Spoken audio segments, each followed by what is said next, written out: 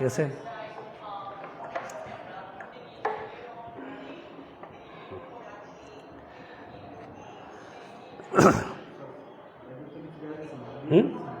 লাইভে yeah this না এ রাজন, এটা বন্ধ করেন নাকি? একটু দেখেন তো একটু।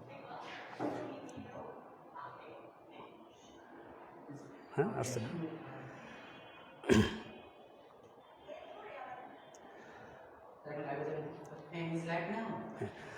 আসসালামু আলাইকুম প্রিয় শিক্ষার্থীরা, শুভ সকাল। আজ আমি তোমাদের সামনে উপস্থাপন করব কবিতা বিভীষণের প্রতি মেঘনাদ, লিখেছেন মাইকেল মধুসূদন দত্ত। প্রিয় শিক্ষার্থীরা, তোমরা সবাই বইটা সামনে নিয়ে বসো এবং কবিতাটা খুলো। তো তার আগে আমি বলে নিই যে তোমরা কবি পরিচিতি, তারপর শব্দার্থ টিকা এবং পাঠ পরিচিতি তোমরা বাসায় পড়ো। বাসায় পড়ো। তো আমরা আজকে কবি পরিচিতি, শব্দার্থ টিকা, পাঠ পরিচিতি যাব না। তোমরা বাসায় অবশ্যই পড়বে, কারণ এগুলো থেকে প্রশ্ন আসবে, জ্ঞানমূলকের প্রশ্ন আসবে, আবার সৃজনশীলের জ্ঞানমূলকের প্রশ্ন আসবে, তোমার বহু নির্বাচনের প্রশ্ন আসবে। খেয়াল করো, আমাদের কবিতার নাম হচ্ছে বিভীষণের প্রতি মেঘনাদ। এখন তোমরা জানো যে মাইকেল মধুসূদন দত্ত 1861 সালে একটি মহাকাব্য রচনা করেন। সেই মহাকাব্যের নাম মেঘনাদ বধ কাব্য। মাইকেল মধুসূদন দত্ত মেঘনাদ বধ কাব্য নামক মহাকাব্যের কাহিনী নিয়েছিলেন বাল্মীকি রচিত রামায়ণ থেকে। তো রামায়ণের কাহিনীতে আমরা দেখতে পাই যে রাক্ষস রাজা রাবণের সাথে অযোধ্যার রাজা রামের যুদ্ধ হয়। সেই যুদ্ধের কাহিনী এখানে বর্ণিত হয়েছে। এখন আজকে আমরা যেটা পড়ব, মেঘনাদ বধ কাব্যের 6ষ্ঠ সর্গের বধূ নামক অংশ থেকে আমাদের এই কবিতাটা নেওয়া হয়েছে। বধূ শব্দের অর্থ হচ্ছে বধ। খেয়াল করো, কবিতাটা দেখো, বিভীষণের প্রতি মেঘনাদ। বিভীষণ কে? বিভীষণ হচ্ছে রাক্ষস রাজা রাবণের ভাই, ছোট ভাই। আর মেঘনাদ হচ্ছে রাক্ষস রাজা রাবণের ছেলে। তো এখানে আমরা কাহিনীতে যাওয়ার আগে আরেকটা জিনিস আমরা জেনে নিই যে বিভীষণের প্রতি মেঘনাদ এটা হচ্ছে একটা সংলাপধর্মী কবিতা বা নাটকাশ্রিত কবিতা। কেন বললাম বিভীষণের প্রতি মেঘনাদকে সংলাপধর্মী বা নাটকাশ্রিত কবিতা? কারণ সংলাপের প্রাণ বা প্রধান বাহন, নাটকের প্রাণ বা প্রধান বাহন হচ্ছে সংলাপ। তো এই কবিতায় সংলাপ আছে, এই কবিতায় সংলাপ আছে দুইজনের। এক হচ্ছে বিভীষণের, তারপর মেঘনাদের। তো বিভীষণের সংলাপ দিয়ে কবিতাটা শুরু, মেঘনাদের সংলাপ দিয়ে কবিতাটা শুরু, আবার মেঘনাদের সংলাপ দিয়ে কবিতাটা শেষ। মাঝখানে মেঘনাদ এবং বিভীষণের সংলাপ আছে এখানে। তাহলে আমরা কি বললাম যে বিভীষণের প্রতি মেঘনাদ কবিতাটি সংলাপধর্মী কবিতা বা নাটকাশ্রিত কবিতা। কেন বললাম? কারণ এই কবিতায় সংলাপ আছে দুজনের, বিভীষণ এবং মেঘনাদের। মেঘনাদের সংলাপ দিয়ে কবিতাটা শুরু, বিভীষণের সংলাপ দিয়ে কবিতাটা, মেঘনাদের সংলাপ দিয়ে কবিতাটা শুরু, আবার মেঘনাদের সংলাপ দিয়ে কবিতাটা শেষ। মাঝখানে মেঘনাদ এবং বিভীষণের সংলাপ আছে। এখন বিভীষণের প্রতি মেঘনাদ কবিতা পাঠ করার পরে আমরা যেই বিষয়গুলো আমরা এখানে জানতে পারবো, অর্থাৎ যেই মেসেজটা আমাদেরকে দেয়া হয়েছে, সেটা হচ্ছে তোমরা একটু যদি খাতা কলম থাকে লেখো, অথবা তোমরা বইয়ে লেখো। কথাটা আমি বলছি কারণ বইয়ে লিখলে খাতায় লেখার চেয়ে বইয়ে লেখা ভালো। কেন বলো? খাতা হারিয়েও যেতে পারে, বইয়ে লিখলে বইয়ে থাকবে। লেখো 1 স্বদেশ প্রেম, লিখে ব্র্যাকেটে লেখো মেঘনাদ, অর্থাৎ বিভীষণের প্রতি মেঘনাদ কবিতায় স্বদেশ প্রেম প্রকাশিত হয়েছে মেঘনাদের চরিত্রে।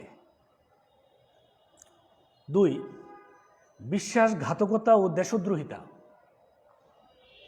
2 বিশ্বাসঘাতকতা ও দেশদ্রোহিতা, পাশে ব্র্যাকেটে লেখো বিভীষণ, অর্থাৎ বিভীষণের চরিত্রে বিশ্বাসঘাতকতা ও দেশদ্রোহিতা প্রকাশিত হয়েছে। নাম্বার 3 কাপুরুষতা। নাম্বার 3 কাপুরুষতা, ব্র্যাকেটে লেখো লক্ষণ, অর্থাৎ লক্ষণের চরিত্রে কাপুরুষতা প্রকাশিত হয়েছে। কেন হয়েছে আমরা বিস্তারিত পরে আলোচনা করব। তাহলে আমি আবার বলি, একটু দেখো। 1 স্বদেশ প্রেম, ব্র্যাকেটে লেখো মেঘনাদ, অর্থাৎ মেঘনাদের চরিত্রে স্বদেশ প্রেম প্রকাশিত হয়েছে। 2 বিশ্বাসঘাতকতা ও দেশদ্রোহিতা, ব্র্যাকেটে লেখো বিভীষণ, বিভীষণের চরিত্রে বিশ্বাসঘাতকতা ও দেশদ্রোহিতা প্রকাশিত হয়েছে। নাম্বার 3 কাপুরুষতা, ব্র্যাকেটে লেখো লক্ষণ, লক্ষণের চরিত্রে কাপুরুষতা প্রকাশিত হয়েছে। আরেকটা তথ্য তোমরা লেখো খাতায় অথবা বইয়ে লিখলে ভালো। তোমরা বইয়ে লেখো, প্রিয় শিক্ষার্থীরা, তোমাদেরকে বারবার বলছি যে বইয়ে লিখো, থাকবে সেটা, খাতায় থাকবে না। লিখো, লেখো রক্ষ বংশে জন্ম বলে এরা রাক্ষস। রক্ষ বানানটা হচ্ছে 29 তার ক্ষীয় বিসর্গ। রক্ষ বংশে জন্ম বলে এরা রাক্ষস। রক্ষ বংশে জন্ম বলে এরা রাক্ষস, কারণ রাবণরা হচ্ছে রাক্ষস, তাদের বংশের নাম হচ্ছে রক্ষ বংশ। তাহলে আমি কি বললাম? যে রক্ষ বংশে জন্ম বলে এরা রাক্ষস। আরেকটা লাইন লেখো, রঘু বংশে জন্ম বলে এরা রাঘব। রঘু বংশে জন্ম বলে এরা রাঘব, আর রক্ষ বংশে জন্ম বলে এরা রাক্ষস।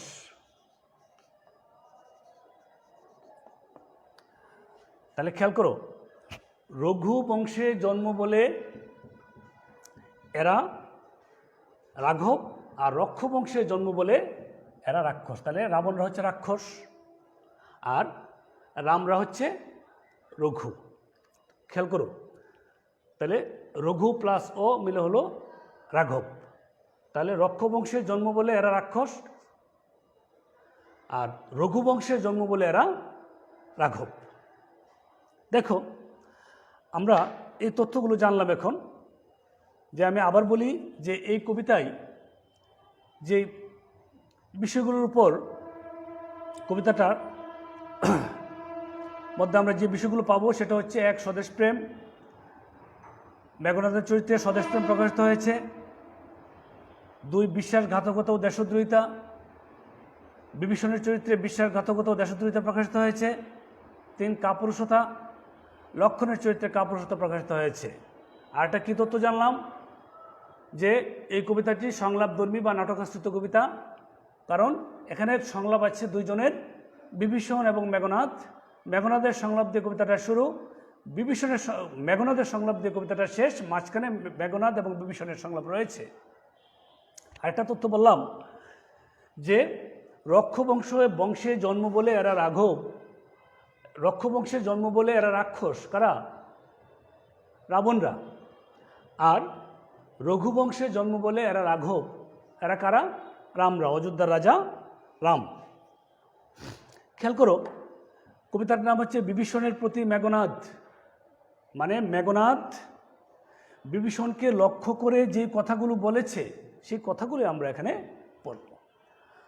তো একটু কাহিনীটা আমি একটু বলি, যে তোমরা জানো যে অযোধ্যার রাজা রাম আর লঙ্কাপুরীর রাজা রাক্ষস রাজা হচ্ছে রাবণ।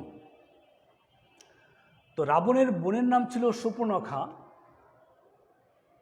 সুপর্ণখা রামকে প্রেম নিবেদন করে এক পর্যায়ে।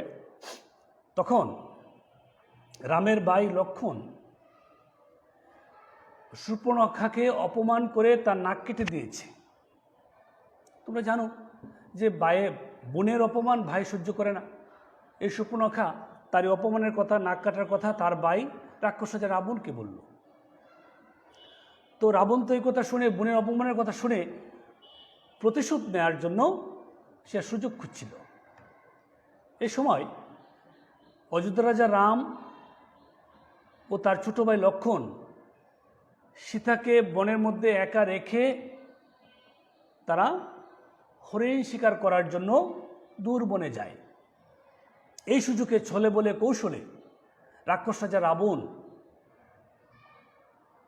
অযোধ্যার রাজা রামের স্ত্রী সীতাকে অপহরণ করে, কিডন্যাপ করে আকাশপথে উড়িয়ে লঙ্কাপুরীর বাগান বাড়িতে বন্দি করে রাখে। রাম লক্ষ্মণ শিকার করে এসে দেখে সীতা নেই। তখন রাম বুঝতে পারল এই কাজ রাক্ষস রাজা রাবণের। তখন সীতাকে উদ্ধার করার জন্য অযোধ্যার রাজা রাম রাক্ষস রাজা রাবণের বিরুদ্ধে যুদ্ধ ঘোষণা করে। আর এই যুদ্ধের কাহিনী আছে রামায়ণ নামক মহাকাব্যে। আর তা থেকে কাহিনী নিয়ে মাইকেল মধুসূদন দত্ত 1861 সালে মেঘনাদ বধ মহাকাব্য রচনা করেন, মেঘনাদ বধ কাব্য নামক মহাকাব্য রচনা করেন। তো এখন যুদ্ধ তো বেঁধে গেল। তো এই যুদ্ধে রাক্ষসরা ধনে, মানে, সম্পদে, শৌর্যে, বীর্যে, শক্তিতে, অস্ত্রে শস্ত্রে রাক্ষসরা সেরা ছিল। কিন্তু যুদ্ধের শেষ পরিণতি কি হলো? রাক্ষস রাজা রাবণ পরাজিত হলো, রাক্ষসরা পরাজিত হলো, লঙ্কাপুরী পুরে ছাই হয়ে গেল, পুরে খাঁক হয়ে গেল। রাম জয়লাভ করল। কিন্তু রাম তো জয়লাভ করার কথা ছিল না। রাক্ষসরা তো সব দিক দিয়ে সেরা ছিল।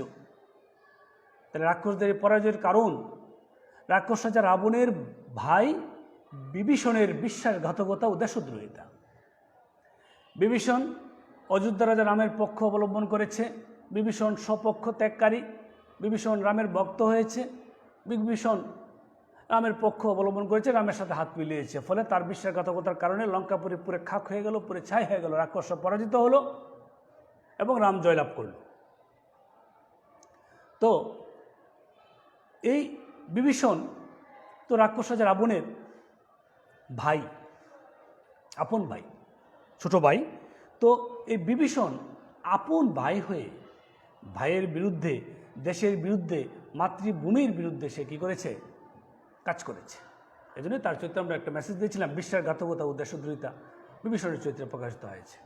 পৃথিবীর ইতিহাসে যুগে যুগে কালে কালে এই বিশ্বাসঘাতকদের কারণে, আপনজনের বিশ্বাসঘাতকতার কারণে অনেক লোমহর্ষক ঘটনা ঘটেছে, অনেক মর্মান্তিক ঘটনা ঘটেছে। তোমরা জানো হযরত আলী রাদিয়াল্লাহু আনহুর ছেলে ইমাম হাসান তার স্ত্রী জায়েদা তাকে বিষপান করিয়ে কী করেছে? হত্যা করেছে। তার আপনজনের বিশ্বাসঘাতকতার কারণে সে মৃত্যুর কোলে ঢলে পড়ে। 1757 সালের 23 জুন পলাশীর প্রান্তরে আপনজনের বিশ্বাসঘাতকতার কারণে নবাব সিরাজউদ্দৌলা পরাজিত হলেন, বাংলা পরাজিত হলো, অর্থাৎ বাংলার স্বাধীনতার সূর্য অস্তমিত হলো প্রায় 200 বছরের জন্য। আপনজন কারা? গসিটি বেগম ছিল খালা, আর মির্জাফরের বিশ্বাসঘাতকতার কারণে। মির্জাফর কিন্তু আপনজনই ছিল, কারণ নবাব সিরাজউদ্দৌলার নানা ছিলেন আলিবর্দী খাঁ। আলিবর্দী খাঁর একটা সৎ বোন ছিল মির্জা খানম। আলিবর্দী খাঁর বোনের জামাই হচ্ছে মীর জাফর আলী খান। তাহলে খালা গসিটি বেগম এবং মীর জাফরের বিশ্বাসঘাতকতার কারণে সিরাজউদ্দৌলার এই পরাজয় ঘটল। তাহলে বোঝা গেল যে আপনজনের বিশ্বাসঘাতকতার ক্ষতির পরিমাণ এত ব্যাপক হয়, সেটার আর প্রতিকার চলে না। কারণ আপনজন আমাদের দুর্বল পয়েন্ট জানে, আপনজন আমাদের দুর্বল কোন জায়গায় দুর্বলতা আছে সেটা জানে। ওই দুর্বল জায়গায় আপনজন কী করে আঘাত করে, ফলে তার আর প্রতিকার চলে না। তো 1971 সালে মহান মুক্তিযুদ্ধের সময় রাজাকার, আলবদর, আসাম যারা স্বাধীনতা বিরোধী শক্তি ছিল, তাদের বিশ্বাসঘাতকতার কারণে আমাদের মুক্তিযুদ্ধের সময় ক্ষয়ক্ষতির পরিমাণ এবং ধ্বংসযজ্ঞ, হত্যা, লুণ্ঠন আরও বেশি পরিমাণে হয়েছিল। তো এই বিভীষণের প্রতি মেঘনাদ কবিতায় আমরা দেখতে পেলাম যে বিভীষণের এই বিশ্বাসঘাতকতার স্বরূপ, বৈশিষ্ট্য, সেটা আমরা কবিতার ভিতরে যখন যাব তখন আরও বিস্তারিত আমরা বলবো। খেয়াল করো তাহলে বিভীষণ, দেখো আমি একটু বলে নিই, আজকে যে যুদ্ধের কাহিনীটা আমরা পড়ব, আজকের যুদ্ধের আগের যুদ্ধে রাক্ষস রাজা রাবণের ভাই কুম্ভকর্ণ এবং রাক্ষস রাজা রাবণের ছেলে বীরবাহু মারা যায়। আমি আবার বলি লাইনটা, যে আজকের যে যুদ্ধের কাহিনীটা আমরা পড়ব এখানে, আজকের যে ঘটনাটা আমরা পড়ব, আজকের দিনের আগের দিনে রাক্ষস রাজা রাবণের মেজু ভাই কুম্ভকর্ণ এবং রাক্ষস রাজা রাবণের ছেলে বীরবাহু যুদ্ধে মারা যান। ফলে আজকের যুদ্ধ পরিচালনা করার জন্য রাক্ষস রাজা রাবণ দায়িত্ব দিয়েছেন তার ছেলে মেঘনাদকে। তো মেঘনাদের একটা বৈশিষ্ট্য হলো যে মেঘনাদ যুদ্ধে যাবার আগে নিকুম্ভিলা যজ্ঞাগারে, যজ্ঞ অর্থ পূজা, যজ্ঞ যোগ আগার, আগার অর্থ ঘর, যজ্ঞাগার হচ্ছে মন্দির, পূজার ঘর। নিকুম্ভিলা যজ্ঞাগার অর্থাৎ যেই পূজার ঘরে রাক্ষস রাজা রাবণের ছেলে মেঘনাদ যুদ্ধে যাবার আগে অগ্নিদেবতা বৈশ্যানর বা ইষ্টদেবতার কি করে পূজা করে, কেন মঙ্গলের জন্য, কল্যাণের জন্য, যুদ্ধে যেন সে জয়লাভ করতে পারে। তো ঠিক আজকেও যুদ্ধে যাবার আগে রাক্ষস রাজা রাবণের ছেলে মেঘনাদ নিকুম্ভিলা যজ্ঞাগারে প্রবেশ করেছে অগ্নিদেবতা বৈশ্যানর বা ইষ্টদেবতার পূজা করার জন্য। আমি আবার বলি, যজ্ঞ অর্থ হচ্ছে পূজা, আগার অর্থ হচ্ছে ঘর, যজ্ঞাগার অর্থ হচ্ছে পূজার ঘর মানে মন্দির। যেই মন্দিরে অগ্নিদেবতা বৈশ্যানর বা ইষ্টদেবতার পূজা করে মেঘনাদ, আর তার নাম হচ্ছে নিকুম্ভিলা যজ্ঞাগার, প্রবেশ করেছে।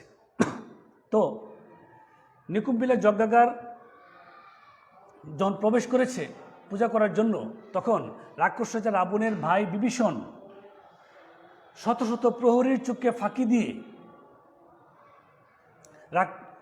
অযোধ্যার রাজা রামের ভাই লক্ষ্মণকে নিকুম্ভিলা যজ্ঞাগারে প্রবেশ করিয়ে দিয়েছে মেঘনাদকে হত্যা করার জন্য। শুধু তাই নয়, কারণ বিভীষণ জানে যে বিভীষণ তো রামের পক্ষ অবলম্বন করেছে এবং সে মনে প্রাণে চায় যে এই যুদ্ধে যেন রাম জয়লাভ করে। বিভীষণ মনে প্রাণে চায় যে এই যুদ্ধে যেন রাম জয়লাভ করে। আর রামের এই যুদ্ধ জয় সুনিশ্চিত করার জন্য রাক্ষস রাজা রাবণের ভাই বিভীষণ লক্ষ্মণকে নিয়ে এসেছে মেঘনাদকে হত্যা করার জন্য নিকুম্ভিলা যজ্ঞাগারে। কারণ বিভীষণ ভালো করেই জানে, যদি মেঘনাদ বেঁচে থাকে তাহলে এই যুদ্ধে রাম কখনো জয়লাভ করতে পারবে না। কারণ মেঘনাদ এতই শক্তিশালী বীর যোদ্ধা, দেবতাদের প্রধান দেবতা, স্বর্গের দেবতা ইন্দ্র পর্যন্ত রাক্ষস রাজা রাবণের ছেলে মেঘনাদের কাছে কি হয়েছে, পরাজিত হয়েছে। এজন্য মেঘনাদকে বলা হয় ইন্দ্রজিৎ, মেঘনাদকে বলা হয় বাসুব বিজয়ী। কারণ দেবতা ইন্দ্রের আরেকটা নাম হচ্ছে বাসুব। তাহলে মেঘনাদের সাথে এই কবিতায় লেখা আছে, দেবতা বলো, দৈত্য বলো, দানব বলো, মানুষ বলো, কেউই মেঘনাদের সাথে যুদ্ধ করে পারে না, সবাই পরাজিত হয়। এমনকি দেবতাদের প্রধান দেবতা, স্বর্গের দেবতা ইন্দ্র পর্যন্ত মেঘনাদের কাছে যুদ্ধে পরাজিত হয়েছে। এজন্য মেঘনাদ হচ্ছে বাসব ত্রাস, মেঘনাদ হচ্ছে বাসব বিজয়ী, মেঘনাদ হচ্ছে ইন্দ্রজিৎ। তো বিভীষণ ভালো করে জানে যদি মেঘনাদ বেঁচে থাকে তাহলে এই যুদ্ধে রাম জয়লাভ করতে পারবে না। আর রামের এই যুদ্ধ জয় সুনিশ্চিত করার জন্য বিভীষণ লক্ষ্মণকে নিয়ে এসেছে নিকুম্ভিলা যজ্ঞাগারে মেঘনাদকে হত্যা করার জন্য। আর মেঘনাদকে হত্যা করা মানেই যুদ্ধের সমীকরণ কী হয়ে যাবে, পাল্টে যাবে, রাম যুদ্ধে জয়লাভ করবে। তো এখন নিয়ে আসলো কেন, নিকুম্ভিলা যজ্ঞাগারে নিয়ে আসলো কেন মেঘনাদ লক্ষ্মণকে বিভীষণ? কারণ বিভীষণ জানে, কারণ আমি একটু আগে বলেছি যে আমাদের আপনজনরা আমাদের দুর্বল অবস্থা জানে, আমাদের দুর্বল পয়েন্ট জানে, সেই দুর্বল জায়গায় আপনজন কী করতে পারে, আঘাত করতে সক্ষম হয়। ফলে আপনজনের বিশ্বাসঘাতকতার ক্ষয়ক্ষতির পরিমাণ এত ব্যাপক হয় যে পরবর্তীতে তার প্রতিকার আর চলে না। সিরাজদৌল্লা সেটার প্রতিকার পায় নাই, ক্ষতিপূরণ করতে পারে নাই, এবং হাসান সেটা পারে নাই, মৃত্যুর কুলে ডলে পড়ল।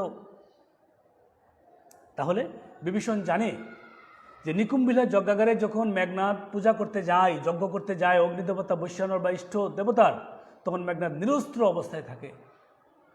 আর নিরস্ত্র মেঘনাদকে হত্যা করার জন্য লক্ষ্মণকে নিয়ে এসেছে কে, বিভীষণ। শুধু তাই নয়, মেঘনাদ কে হত্যা করার জন্য লক্ষণকে নিকুম্বিলার যজ্ঞাগারে বিভীষণ প্রবেশ করে দিয়েছে। মেঘনাদ তা দেখেছে এবং একটু পরে মেঘনাদ লক্ষ্য করলো যে নিকুম্বিলার যজ্ঞাগারের দরজায় দুহাত আগলে দাঁড়িয়ে রয়েছে বিভীষণ, যেন মেঘনাদ এই নিকুম্বিলার যজ্ঞাগার থেকে বের হয়ে কোথাও যেতে না পারে। তখন মেঘনাদ বুঝে ফেলেছে যে আমার চাচা বিশ্বাসঘাতকতা করেছে। তখন মেঘনাদ বুঝে গেছে যেহেতু চাচা আমার বিপক্ষে চলে গেছে, রাক্ষসদের বিপক্ষে চলে গেছে, তখন আজকে মৃত্যু ছাড়া আর উপায় নেই। তবু মেঘনাদ এই কবিতায় বারবার তার চাচার হৃদয়ে দেশপ্রেম জাগ্রত করার জন্য, জাতিপ্রেম জাগ্রত করার জন্য, ভ্রাতৃপ্রেম জাগ্রত করার জন্য, আপনজনের প্রতি ভালোবাসা জাগ্রত করার জন্য বারবার চেষ্টা করেছে, কিন্তু মেঘনাদ ব্যর্থ হয়েছে। কবিতাটা পড়ার সময় আমরা দেখব। তখন মেঘনাদ তো বুঝে গেছে, তখন মৃত্যুর মুখোমুখি দাঁড়িয়ে, মৃত্যুর আগ মুহূর্তে তার চাচা বিভীষণের সামনে দাঁড়িয়ে, মৃত্যুর মুখোমুখি দাঁড়িয়ে মৃত্যুর আগ মুহূর্তে মেঘনাদ তার চাচাকে লক্ষ্য করে যে কথাগুলো বলেছে, সেই কথাগুলি আমরা পড়ব আজকে বিভীষণের প্রতি মেঘনাদ কবিতায়। এবং মেঘনাদের প্রত্যেকটা সংলাপে, প্রত্যেকটা কথায় হতাশা, বেদনা এবং আক্ষেপ প্রকাশিত হয়েছে যে চাচা আপনি একই করলেন, আপনার বিশ্বাসঘাতকতার কারণে লঙ্কাপুরে পুরে খাঁক হয়ে যাবে, ছাই হয়ে যাবে, আমরা রাক্ষস ধ্বংস হয়ে যাব, লক্ষণ আমাকে এখন মেরে ফেলবে। কিন্তু চোরে না শুনে ধর্মের কাহিনী, বিভীষণের হৃদয়ে দেশপ্রেম জাগ্রত হয়নি, জাতিপ্রেম জাগ্রত হয়নি, আপনজনের প্রতি ভালোবাসা জাগ্রত হয়নি।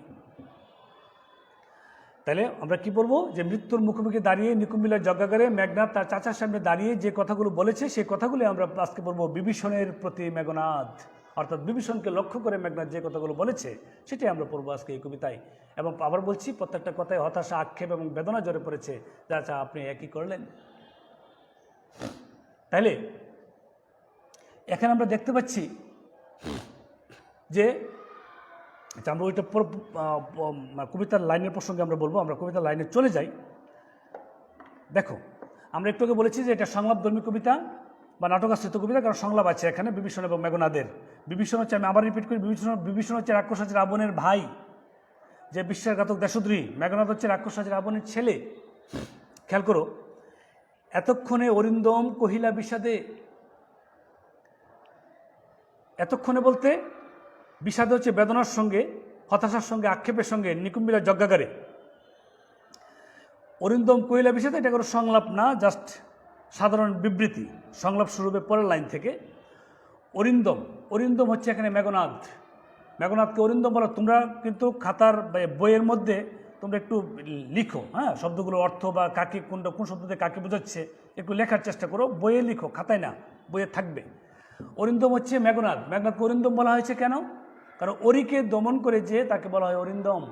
অরি শব্দের অর্থ হচ্ছে শত্রু। আমি আবার বলি, অরি শব্দের অর্থ হচ্ছে শত্রু, আর অরিন্দম অর্থ হচ্ছে অরিকে দমন করে যে তাকে বলে অরিন্দম।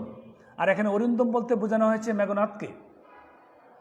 এতক্ষণে অরিন্দম কহিলা বিষাদে, এখন মেঘনাদের সংলাপ শুরু হবে। মৃত্যুর মুখোমুখি দাঁড়িয়ে সে তার চাচার সামনে দাঁড়িয়ে যে কথাগুলো বলেছে, প্রত্যেকটা কথা হতাশা, আক্ষেপ, বেদনা জড়ে পড়েছে। এখন আমরা প্রায় 1 2 3 4 5 6 11 লাইন দেখো, ইনভার্টেড কমার মধ্যে আছে, উদ্ধরণ চিহ্নের মধ্যে আছে 11 লাইন। এটা হচ্ছে মেঘনাদের প্রথম সংলাপ শুরু হয়ে গেছে। একটু খেয়াল করো, সবাই বইয়ের দিকে তাকাও প্রিয় শিক্ষার্থীরা। তো তোমরা তো আমাদের সামনে নেই, বুঝতেও পারছি না যে তোমরা বইয়ের দিকে তাকিয়ে আছো, বই সামনে আছে, কলম আছে কিনা। তবু তোমাদের কাছে অনুরোধ যে তোমরা বইটা সামনে নিয়ে বসো, এবং আমি এখন দ্বিতীয় লাইনটা পড়ব। খেয়াল করো, প্রথম লাইনটা তো বললাম যে অরিকে দমন করেছে তাকে বলে অরিন্দম। অরি অর্থ শত্রু, এখানে অরিন্দম বলতে বোঝানো হয়েছে মেঘনাদকে। মেঘনাদ বিষাদের সাথে, বেদনার সাথে কথাগুলো বলছে। এখন কি কথা বলছে আমরা সেটা এখন বলছি।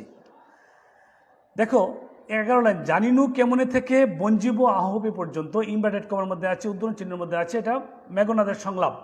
খেয়াল করো, জানিনু শব্দের অর্থ হচ্ছে আমি জেনে গেছি, কেমন করে আসি এসে লক্ষণ পশিল প্রবেশ করলো। লক্ষণ হচ্ছে অযোধ্যার রাজা রামের ছোট ভাই হচ্ছে লক্ষণ। লক্ষণের আরেকটা নাম পাবো এই কবিতায় আমরা, সৌমিত্রী। লক্ষণের আরেকটা নাম এখানে পাবো, সৌমিত্রী। লক্ষণকে সৌমিত্রী বলা হয়েছে কেন? কারণ লক্ষণের মায়ের নাম হচ্ছে সুমিত্রা। সুমিত্রার ছেলে বলে লক্ষণকে বলা হয়েছে সৌমিত্রী। সুমিত্রা যোগ মিলে হইল সৌমিত্রী। তাহলে জানিনু কেমনে আসি লক্ষণ পশিল, অর্থাৎ মেঘনাদ বলছে তার চাচা বিভীষণকে লক্ষ্য করে যে চাচা আমি জেনে গেছি কেমন করে লক্ষণ এই নিকুম্বিলা যজ্ঞাগারে কি করেছে, প্রবেশ করেছে। নিকুম্বিলা যজ্ঞাগার অর্থাৎ লঙ্কাপুরী এতই সমৃদ্ধ, সম্পূর্ণ লঙ্কাপুরীর স্বর্ণ দিয়ে মোড়ানো ছিল, স্বর্ণ দিয়ে মণ্ডিত ছিল এবং বড় বড় অট্টালিকার সমাহার ছিল কোথায়, নিকুম্বিলা যজ্ঞাগারে। এবং নিকুম্বিলা যজ্ঞাগার এতই সিকিউর ছিল, এতই নিরাপদ ছিল যে শত শত প্রহরী লঙ্কাপুরীর চারপাশে কী দেয়, সারা দিন রাত পাহারা দেয়। আর সেই লঙ্কাপুরীর মধ্যে, রাজপ্রাসাদের মধ্যে হচ্ছে সেই নিকুম্বিলা যজ্ঞাগার, সেটা আরও নিরাপদ ছিল, আরও সিকিউর ছিল। এখানে শত শত প্রহরী দিন রাত কী দেয়, পাহারা দেয়। শত শত প্রহরীর চোখকে ফাঁকি দিয়ে বিভীষণ লক্ষণকে নিয়ে এসেছে মেঘনাদকে হত্যা করার জন্য। এজন্য অবাক ও বিস্মিত, অবাক হয়ে বিস্মিত হয়ে বেদনায় সিক্ত হয়ে বিষাদগ্রস্ত হয়ে মেঘনাদ তার চাচা বিভীষণকে বলেছে, জানিনু কেমনে আসি লক্ষণ প্রশিল রক্ষপুরে। রক্ষপুরের আবেদনের অর্থ হচ্ছে লঙ্কাপুরী। আমরা একটু বলেছি যে রাক্ষসরা যে বংশের নাম সেটা হচ্ছে রক্ষ বংশ, এবং রক্ষরা যেখানে থাকে এটা হচ্ছে রক্ষপুর। অর্থাৎ রক্ষ বংশের জন্ম বলে এরা রাক্ষস রাবণরা, মেঘনাদরা। রঘু বংশের জন্ম বলে এরা রাঘব, কে, রামরা। তো জানিনু কেমনে আসি লক্ষণ পশিল রক্ষপুরে, অর্থাৎ মেঘনাদ বলছে যে চাচা আমি জেনে গেছি কেমন করে লক্ষণ রক্ষপুরের আবেদনের অর্থ হচ্ছে লঙ্কাপুরী। আর এখানে তোমরা রক্ষপুর শব্দটা নিচে একটু দাগ দাও, দাগ দিয়ে লেখো নিকুম্বিলা যজ্ঞাগার। এখানে রক্ষপুরে বলতে বোঝানো হয়েছে নিকুম্বিলা যজ্ঞাগারকে বোঝানো হয়েছে। আমি আবার বলি, রক্ষপুরের আবেদনের অর্থ হচ্ছে লঙ্কাপুরী। আর এই কবিতায় রক্ষপুরে বলতে বোঝানো হয়েছে এখানে নিকুম্ভিলা যজ্ঞাগারকে বোঝানো হয়েছে, যে যজ্ঞাগারে মেঘনাদ কী করছে, পূজারত অবস্থায় ছিল অগ্নিদেবতা বৈশ্যানর বা ইষ্টদেবতার। জানিনু কেমন আসি লক্ষণ পশিল রক্ষপুরে, হ্যাঁ চাচা আমি জেনে গেছি কেমন করে লক্ষণ নিকুম্ভিলা যজ্ঞাগারে প্রবেশ করেছে। হাই, হাই কথাটা আমরা কখন বলি? আক্ষেপ প্রকাশ করার জন্য আমরা বলি, হতাশা ব্যক্ত করার জন্য আমরা হাই কথাটা বলি। হাই তাঁত, তাঁত শব্দের অর্থ হচ্ছে এখানে চাচা অর্থে কী হয়েছে, ব্যবহৃত হয়েছে। হাই তাঁত, তাঁত হলো এখানে চাচা। হাই তাঁত উচিত কি তব একাজ, তব শব্দের অর্থ হচ্ছে তোমার, তব শব্দের অর্থ হচ্ছে তোমার। হাই তাঁত উচিত কি তব একাজ, একাজ বলতে কোন কাজ? লক্ষণকে সহযোগিতা করা, লক্ষণকে পথ দেখিয়ে ছলে বলে কৌশলে শত শত প্রহরীর চোখে ফাঁকি দিয়ে নিকুম্বিলা যজ্ঞাগারে প্রবেশ করিয়ে দেওয়া মেঘনাদকে হত্যা করার জন্য, এটাকে বলা হয়েছে হাই তাঁত উচিত কি তব একাজ। তব শব্দের অর্থ হচ্ছে তোমার। তোমরা একটু তব শব্দের নিচে দাগ দিয়ে শব্দ অর্থ লিখে ফেলো। তব শব্দ অর্থ হচ্ছে তোমার। হাই তাঁত উচিত কি তব একাজ, হ্যাঁ চাচা আপনার এই কাজ করা কি উচিত হয়েছে? আপনি লক্ষণকে নিয়ে এসেছেন আমাকে হত্যা করার জন্য নিকুম্বিলা যজ্ঞাগারে। নিকষা সতী তোমার জননী, নিকষা হচ্ছে রাক্ষস রাজা রাবণের মায়ের নাম। নিকষা হচ্ছে রাক্ষস রাজা রাবণের মায়ের নাম। নিকষা হচ্ছে সতী, ভালো। নিকষা সতী তোমার জননী। মেঘনাদ তার চাচা বিভীষণকে লক্ষ্য করে বলছে যে চাচা তুমি নিকষার সন্তান হয়ে, নিকষার ছেলে হয়ে তুমি কেমন করে মায়ের সাথে বিশ্বাসঘাতকতা করতে পারলে, দেশের সাথে বিশ্বাসঘাতকতা করতে পারলে, জাতির সাথে বিশ্বাসঘাতকতা করতে পারলে, ভাইয়ের সাথে বিশ্বাসঘাতকতা করতে পারলে। নিকষা সতী তোমার জননী, নিকষার সন্তান হয়ে তুমি এ কাজ কেমন করে করতে পারলে? সহোদর রক্ষশ্রেষ্ঠ, সহোদর হচ্ছে আপন ভাই, সমান উদর যাদের তাদেরকে বলা হয় সহোদর। এটা হলো বহুব্রীহি সমাস। সমান উদর যাদের বা যার, এটা সহোদর। সবাই ভাই হতে পারে কিন্তু সবাই সহোদর হতে পারে না। আপন ভাই, সহোদর রক্ষশ্রেষ্ঠ। রক্ষশ্রেষ্ঠ অর্থ হচ্ছে রাক্ষস কুলের, রাক্ষস বংশের, রাক্ষসদের শ্রেষ্ঠ। আর এখানে রক্ষশ্রেষ্ঠ বলতে বোঝানো হয়েছে রাক্ষস রাজা রাবণকে। তোমরা একটু শব্দটা দাগ দিয়ে লিখতে পারো যে রক্ষশ্রেষ্ঠ দ্বারা বোঝানো হয়েছে রাক্ষস রাজা রাবণ। নিকষা সতী তোমার জননী, সহোদর রক্ষশ্রেষ্ঠ, তোমার ভাই রাক্ষস রাজা রাবণ। আর রাবণের ভাই হয়ে তুমি কেমন করে এই ভাইয়ের সাথে বিশ্বাসঘাতকতা করতে পারলে? ভাইয়ের বিপক্ষে গেলে, সপক্ষ ত্যাগ করলে, জাতির সাথে বিশ্বাসঘাতকতা করতে পারলে। শুলি সম্বনীপ কুম্ভকর্ণ, রাক্ষস রাজা রাবণের এক ভাই বিভীষণের বড়, তার নাম কুম্ভকর্ণ। আমরা একটু আগে বলেছি যে আজকের যে যুদ্ধের কাহিনীটা আমরা পড়ছি, আজকের যুদ্ধের আগের যুদ্ধে রাক্ষসরাজ রাবণের এই ভাই কুম্ভকর্ণ এবং বীরবাহু যুদ্ধে মারা যায়। ফলে আজকের যুদ্ধ পরিচালনা করার দায়িত্ব রাক্ষসরাজ রাবণ দিয়েছে কাকে? তার ছেলে মেঘনাদকে। তো শুলি, সম্বনীপ, কুম্ভকর্ণ, তোমার ভাই কুম্ভকর্ণ, সে কুম্ভকর্ণের সাথে তুমি কেমন করে বিশ্বাসঘাতকতা করতে পারলে? আর দেখো, আমি অর্থটা বলি, একটু খেয়াল করো। নিপ, নিপ শব্দের অর্থ হচ্ছে মতু, নিপ শব্দের অর্থ হচ্ছে মতু। আর শম্ভু হচ্ছে শিব, দেবতা শিবের আরেকটা নাম হচ্ছে শম্ভু। এবং শুলি, এই দেবতা শিবেরই আরেকটা নাম হচ্ছে শুলি, কারণ দেবতা শিবের হাতে কী থাকে? ত্রিশূল থাকে, এজন্য দেবতা শিবকে বলা হয় শুলি। তাহলে শুলি, সম্বনী, নিবর্ত মতো, দেবতা শিবের মতো এরকম শক্তিধারী, শিবের আশীর্বাদ পুষ্ট, শিবের মতো শক্তিধারী শুলি, সম্বনী, কুম্ভকর্ণ, সে কুম্ভকর্ণের ভাই হয়ে তুমি কুম্ভকর্ণের সাথে, ভাইয়ের সাথে কেমন করে বিশ্বাসঘাতকতা করতে পারলে? তুমি মায়ের সাথে বিশ্বাসঘাতকতা করেছো, তোমার ভাই রাক্ষসরাজ রাবণের সাথে বিশ্বাসঘাতকতা করেছো, তোমার ভাই যে কিনা আজকের যুদ্ধের আগের যুদ্ধে মারা গেছে, সে কুম্ভকর্ণের সাথে বিশ্বাসঘাতকতা করেছো, যে কুম্ভকর্ণ কিনা শিবের মতো, দেবতা শিবের মতো শক্তিশালী ছিল, শক্তিধারী ছিল। ভ্রাতৃপুত্র বাসব বিজয়ী, ভাতৃপুত্র মানে কি? ভাইয়ের ছেলে। ভাতৃপুত্র মানে হচ্ছে ভাইয়ের ছেলে। আর বাসব বিজয়ী বলতে কাকে বোঝানো হয়েছে? মেঘনাদকে বোঝানো হয়েছে। কারণ দেবতা ইন্দ্র, অর্থাৎ স্বর্গের দেবতা ইন্দ্রের আরেকটা নাম হচ্ছে বাসব। এজন্য মেঘনাদ যেহেতু ইন্দ্রকে পরাজিত করেছে, ইন্দ্রের সাথে যুদ্ধ করে জয়লাভ করেছে, এজন্য মেঘনাদের আরেকটা নাম হচ্ছে ইন্দ্রজিৎ। আর দেবতা ইন্দ্রের আরেকটা নাম হচ্ছে বাসব, এজন্য মেঘনাদকে আবার বলা হয় বাসব বিজয়ী। ভাতৃপুত্র, তোমার ভাইয়ের ছেলে আমি বাসব বিজয়ী, আমি ইন্দ্রজিৎ, আমি মেঘনাদ, আমার সাথে কেমন করে তুমি বিশ্বাসঘাতকতা করতে পারলে? নিজ গৃহপথ, নিজ গৃহপথ হচ্ছে লঙ্কাপুরীতে প্রবেশের পথ, নিকুম্বিলা যজ্ঞাগারে প্রবেশের পথ। তা চাচা দেখাও তস্করে। চাচা, তুমি লঙ্কাপুরীতে প্রবেশ করার পথ, শুধু তাই নয়, নিকুম্বিলা যজ্ঞাগারে প্রবেশ করার পথ তুমি দেখিয়ে দিয়েছ কাকে? অযোধ্যার রাজা রামের ভাই লক্ষণকে, আমাকে হত্যা করার জন্য। যে নিজ গৃহপথ তা দেখাও তস্করে, তস্কর বলতে এখানে কাকে বোঝানো হয়েছে? লক্ষণকে বোঝানো হয়েছে। তস্কর শব্দের অর্থ হচ্ছে চোর, বাটপার। তস্কর শব্দের অর্থ কি?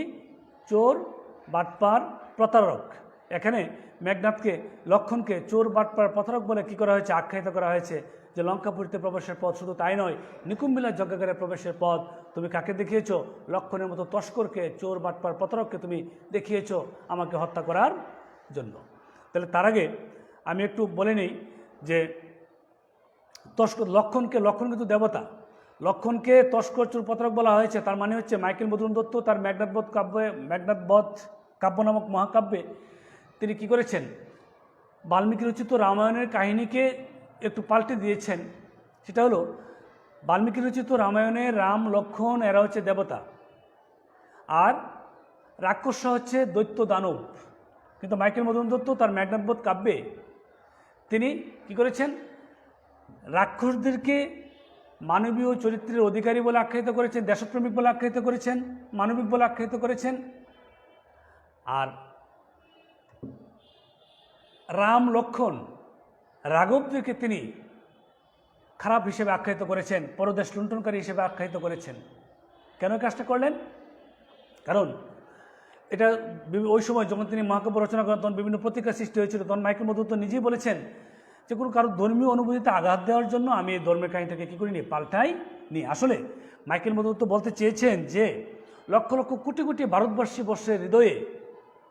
ভারতবর্ষবাসীর হৃদয়ে দেশপ্রেম জাগ্রত করার জন্য মাইকেল মধুসূদন দত্ত এই কাজটা করেছেন। কীভাবে?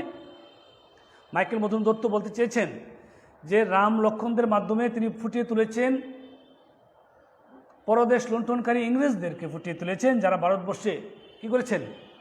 যারা শাসন এবং শোষণ অব্যাহত রেখেছিলেন। আর রাক্ষসদের মাধ্যমে তিনি ফুটিয়ে তুলতে চেয়েছিলেন এই ভারতবর্ষবাসীদেরকে, যারা নিপীড়িত, যারা বঞ্চিত, যারা মুক্তি চায়, যারা স্বাধীনতা চায়, যারা প্রতিবাদী, যারা দেশপ্রেমিক। তাহলে এবং বিভীষণ চরিত্রের মাধ্যমে তিনি ফুটিয়ে তুলতে চেয়েছেন এদেশীয় জমিদার এবং মহাজন শ্রেণী, জমিদার, মহাজন, যোদ্ধার, ব্যবসায়ী, যারা ইংরেজদের সাথে হাত মিলিয়ে ইংরেজদের শাসন এবং শোষণকে আরও বেগবান করেছিল, আরও নিষ্কণ্টক করেছিল, আরও ত্বরান্বিত করেছিল। এই ব্যাপারটা বোঝানোর জন্য মাইকেল মধুসূদন দত্ত বাল্মীকি রচিত রামায়ণের কাহিনীকে কী করেছেন? চরিত্রের বৈশিষ্ট্যকে তিনি পাল্টে দিয়েছেন। কি বললাম যে রাঘবরা হচ্ছে পরদেশ লুণ্ঠনকারী ইংরেজ, আর রাক্ষসরা হচ্ছে ভারতবর্ষবাসী দেশপ্রেমিক, তারা মুক্তি চায়। আর বিভীষণ চরিত্রের মাধ্যমে মাইকেল মধুসূদন ফুটিয়ে তুলেছিলেন এদেশীয় ব্যবসায়ী, ব্রিটিশ আমলে এদেশীয় ব্যবসায়ী শ্রেণী, জমিদার মহাজন যোদ্ধার, যারা ইংরেজদের সাথে হাত মিলিয়ে ইংরেজদের শোষণকে ত্বরান্বিত করেছিল, বেগবান করেছিল, নিষ্কণ্টক করেছিল। এই জন্য এখানে আমরা লক্ষণকে তস্কর হিসেবে আমরা কি পাই? নিজ গৃহপথ তার দেখাও তস্করে, লঙ্কাপুরীতে প্রবেশের পথ, নিকুম্বিলার যজ্ঞাগারে প্রবেশের পথ। তুমি লক্ষণের মতো তস্করকে তুমি কি করেছো? দেখিয়েছ। চণ্ডালে বসাওয়ানি রাজার আলয়ে। চণ্ডাল হচ্ছে নিচু জাত, চণ্ডাল হচ্ছে নিচু জাত। লক্ষণকে এখানে চণ্ডালের সাথে তুলনা করা হয়েছে। চণ্ডাল বলতে এখানে লক্ষণকে বোঝানো হয়েছে। চণ্ডালে বসাওয়ানি রাজার আলয়ে, রাজার আলয় বলতে বোঝানো হয়েছে নিকুম্বিলার যজ্ঞাগারকে বোঝানো হয়েছে। রাজার আলয় হচ্ছে রাজপ্রাসাদ, আর এখানে রাজার আলয় বলতে যেহেতু লক্ষণ এখন আছে কোথায়? নিকুম্বিলার যজ্ঞাগারে, তাই নিকুম্বিলার যজ্ঞাগারকে বোঝানো হয়েছে রাজার আলয় বলে। আর ওখানে আমরা পেলাম রক্ষপুরে বলতেও নিকুম্বিলার যজ্ঞাগারকে বোঝানো হয়েছে, কারণ আমরা এখন আছি কোথায়? মেঘনাদ নিকুম্বিলার যজ্ঞাগারে আছে। যে নিজ গৃহপথ তাঁত দেখাও তস্করে, চণ্ডালে বসাওনি রাজার আলয়ে। লক্ষণের মতো এমন তস্কর, চণ্ডাল, চুর, প্রতারককে তুমি নিকুম্বিলার যজ্ঞাগারে কী করেছো? প্রবেশ করিয়ে দিয়েছো। শুধু তাই নয়, আমাকে হত্যা করার জন্য তুমি তাকে নিয়ে এসেছো। কিন্তু নাহি গঞ্জি তোমা, গঞ্জনা অর্থ হচ্ছে তিরস্কার করি। কিন্তু চাচা, তোমাকে আমি তিরস্কার করছি না, তোমাকে আমি দোষারোপ করছি না। গুরুজন তুমি পিতৃতুল্য, তুমি আমার গুরুজন, তুমি আমার মুরব্বী, তুমি আমার বাবার মতো। পিতৃতুল্য মানে কি? বাবার মতো। মেঘনাদ কিন্তু একটা কাজ করলে পারত। যখন মেঘনাদ দেখলো যে তার চাচা বিভীষণ দরজার সামনে এভাবে হাত আগলে দাঁড়িয়ে আছে, যেন মেঘনাদ একটা কাজ করলে পারতো। সেটা হলো, মেঘনাদ যখন দেখলো যে তার চাচা নিকুম্বিলার যজ্ঞাগারের দরজায় হাত আগলে দাঁড়িয়ে রয়েছে, যেন মেঘনাদ এই ঘর থেকে, এই যজ্ঞাগার থেকে বেরোতে না পারে, বেরোয় অস্ত্র এনে লক্ষণকে হত্যা করতে না পারে, তখন মেঘনাদ কিন্তু একটা কাজ করলে পারতো। সেটা হলো, মেঘনাদ ইচ্ছে করলে তার চাচাকে ধাক্কা দিয়ে সরিয়ে বা বল প্রয়োগ করে জোর করে কিন্তু সে কিন্তু বের হয়ে যেতে পারতো। কারণ মেঘনাদ এতই শক্তিশালী বীর যোদ্ধা ছিল যে সে ইন্দ্রজিৎ, সে বা শুভ বিজয়ী। কিন্তু মেঘনাদ কিন্তু সে কাজটা করে নাই। কেন? যে মেঘনাদ বলেছে যে গুরুজন তুমি পিতৃতুল্য, তুমি গুরুজন, তুমি মুরব্বী, তুমি আমার বাবার মতো। মেঘনাদ কিন্তু মৃত্যুকে বরণ করে নিয়েছে, তবু সে তার চাচাকে কিন্তু অপমান করে নাই। তাহলে খেয়াল করে দেখো, বলছে যে গুরুজন কিন্তু নাহি গঞ্জি তোমা, গুরুজন তুমি পিতৃতুল্য, তুমি আমার বাবার মতো মুরব্বী। মেঘনাদ এখন তার চাচার কাছে অনুমতি প্রার্থনা করবে। ছাড়ো দ্বার, চাচা আপনি দরজা ছাড়েন, যাবো অস্ত্রাগারে, আমি অস্ত্রাগারে যাব, অস্ত্রের ভাণ্ডারে যাব। পাঠাইব রামানুজে সমন ভবনে। রাম প্লাস অনুজ, রামানুজ। আর রামানুজ হচ্ছে রামের ছোট ভাই। এখানে রামানুজ বলতে কাকে বোঝানো হয়েছে? লক্ষণকে বোঝানো হয়েছে। পাঠাইব রামানুজে সমন ভবনে। সমন হচ্ছে মৃত্যুর দূত, যমরাজ। মৃত্যুর ভবনে, মৃত্যুর দেশে পাঠাবো তোমাকে, জমালয়ে তোমাকে পাঠাবো, মৃত্যুপুরীতে পাঠাবো। অর্থাৎ বলছে ছাড়োদার যাবো অস্ত্রাগারে, পাঠাইব রামানুজে সমন ভবনে। চাচা আপনি পথ ছাড়েন, আমি অস্ত্রাগারে গিয়ে অস্ত্র এনে রামের ছোটো ভাই লক্ষণকে আমি মৃত্যুপুরীতে পাঠাবো, মৃত্যুর দেশে পাঠাবো। তাকে আমি কি করব? হত্যা করব। ছাড়োদার যাবো অস্ত্রাগারে, পাঠাইব রামানুজে সমন ভবনে। চাচা আপনি পথ ছাড়েন, আমি অস্ত্রাগারে গিয়ে অস্ত্র এনে রামের ছোট ভাই লক্ষণকে মৃত্যুর দেশে পাঠাবো, মৃত্যুপুরীতে পাঠাবো। লঙ্কার কলঙ্ক আজি বঞ্জিব আহবে। আহব অর্থ যুদ্ধ, আহবে অর্থ হচ্ছে যুদ্ধে। লঙ্কার কলঙ্ক আজি বঞ্জিব আহবে। বঞ্জিব মানে কি? বিনাশ করব, ধ্বংস করব। আহবে মানে যুদ্ধে, আজি মানে আজ। লঙ্কার কলঙ্ক কি এখানে বোঝানো হয়েছে?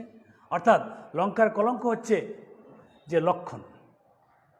এবং শুধু তাই নয়, লক্ষণ নিকুম্বিলার যজ্ঞাগারে প্রবেশ করে শুধু তাই নয়, লঙ্কাপুরীতে প্রবেশ করাই লঙ্কার কলঙ্ক।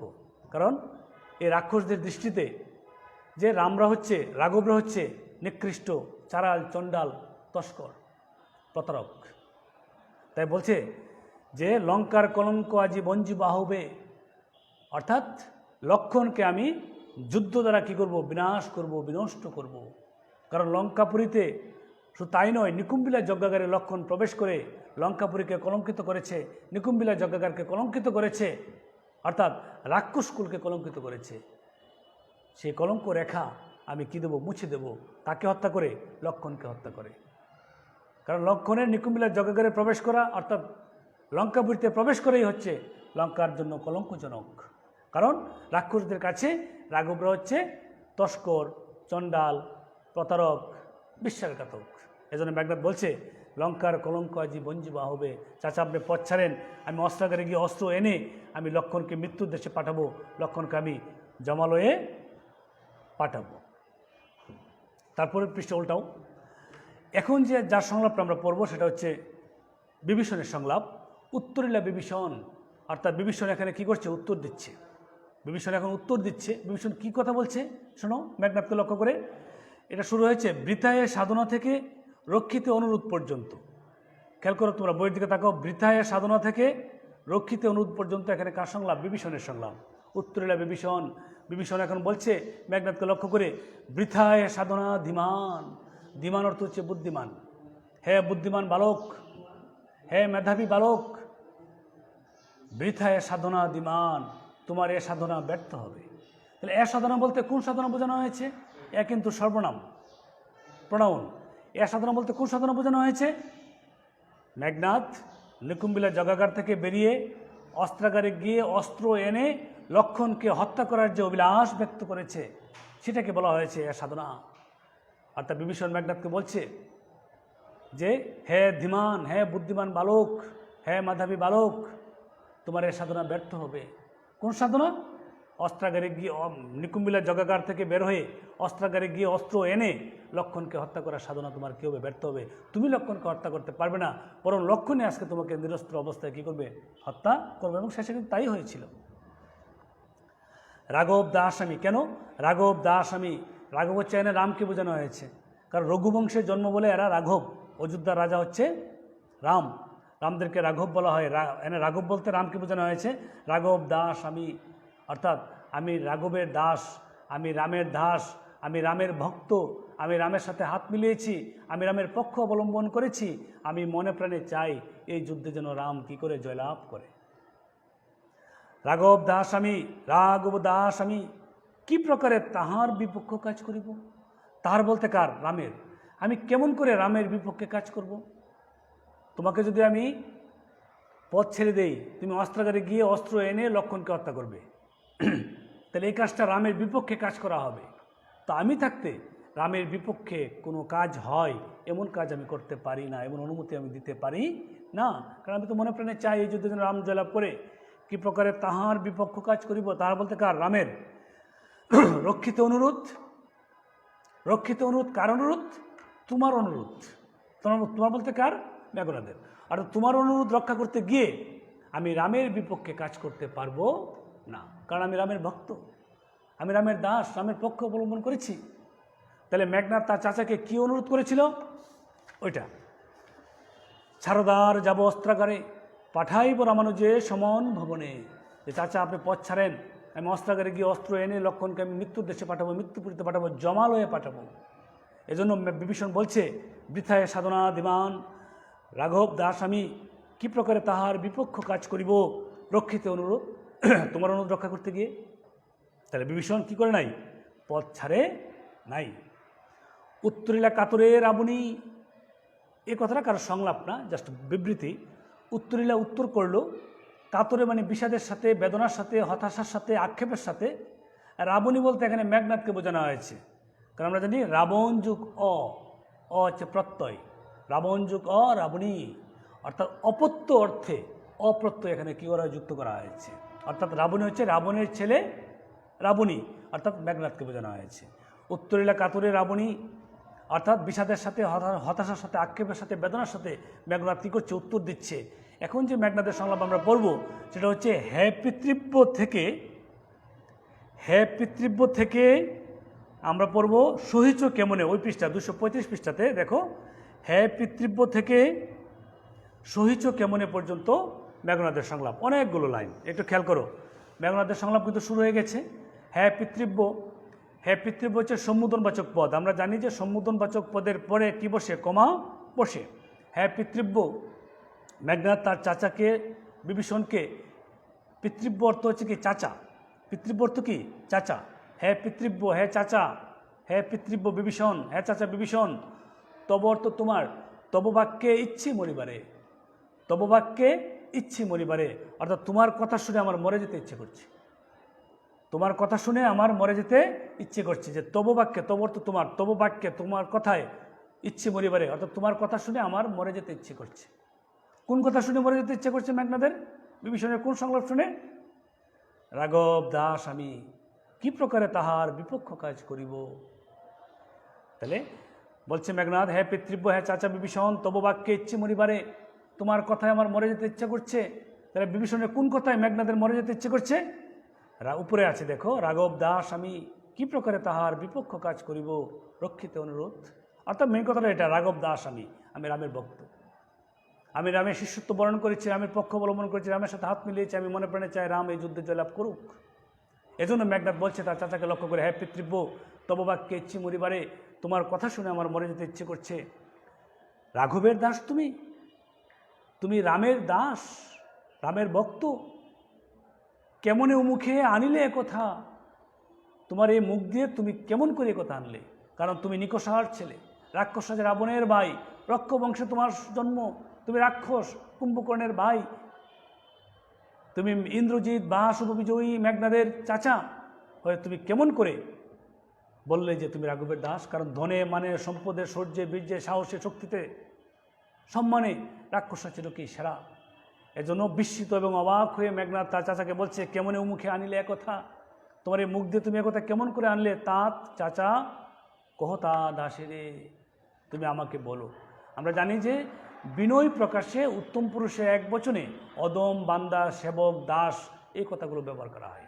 আমি আবার বলি, বিনয় প্রকাশে উত্তম পুরুষের এক বচনে অদম, বান্দা, সেবক, দাস এই কথাগুলো ব্যবহার করা হয়।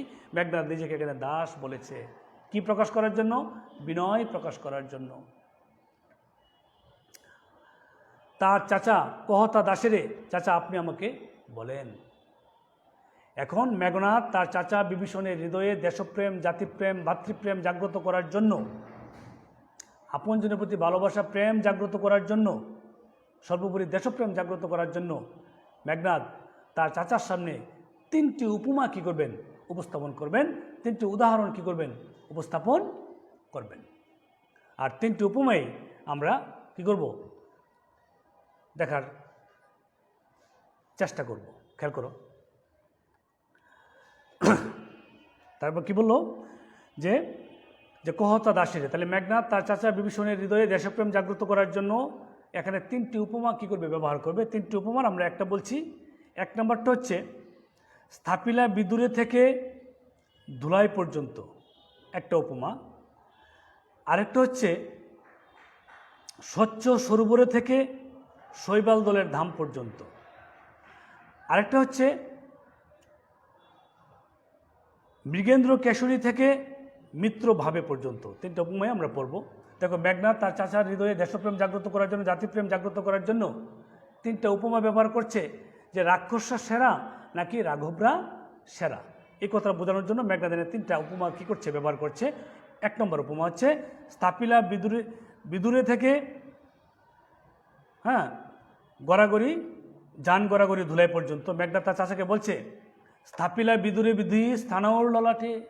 স্থাপিলা বলতে স্থাপন করলেন, বিদুরে বলতে চাঁদকে, বিধি বলতে সৃষ্টিকর্তা, স্থানু বলতে নিশ্চল আকাশের, ললাটে বলতে কপালে।